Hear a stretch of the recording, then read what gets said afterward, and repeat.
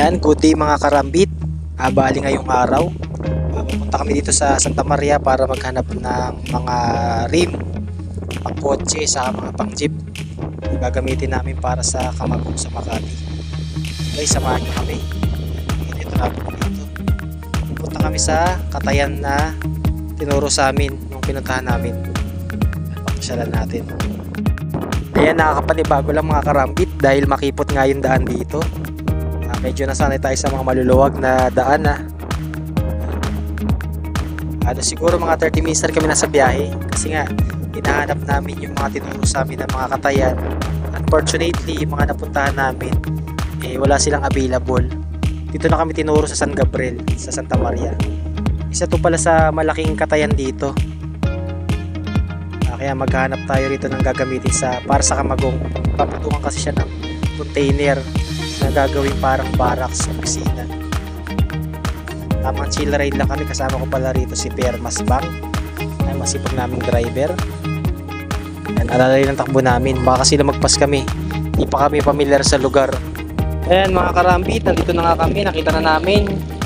Ayan sa may left side, papasukin na natin. Wow, ang dami rito mga pesa mga kinatay. Yan nga, sari-sari mga pesa ng mga truck, mga sasakyan yung kinatay rito. Yan, medyo marumi nga lang, saka mausok.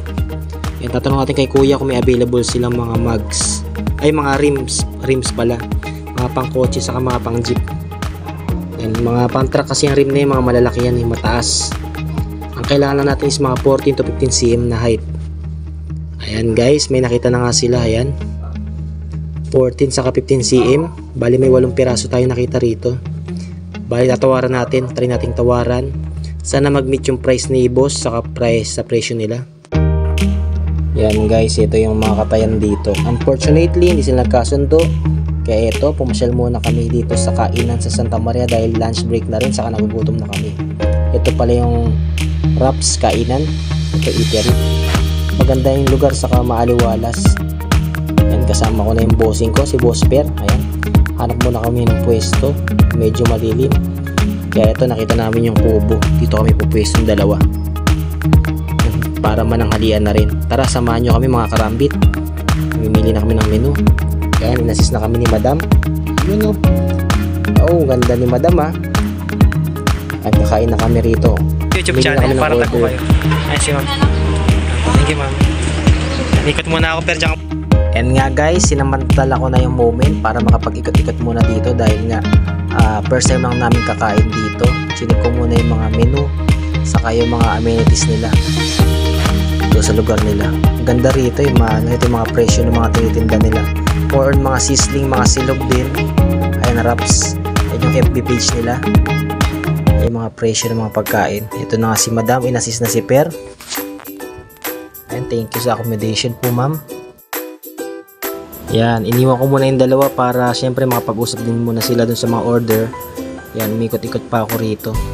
Sinig ko pa yung mga pwestuhan. Ayun, nakita ko na nga si Per. Ito, dumating yung order namin, sabaw.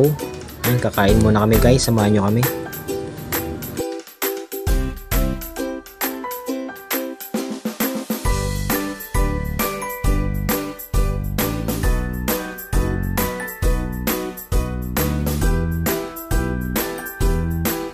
Yan nga po, ito yung mga menu nila sa mga papasyal dito sa Santa Maria sa may San Gabriel.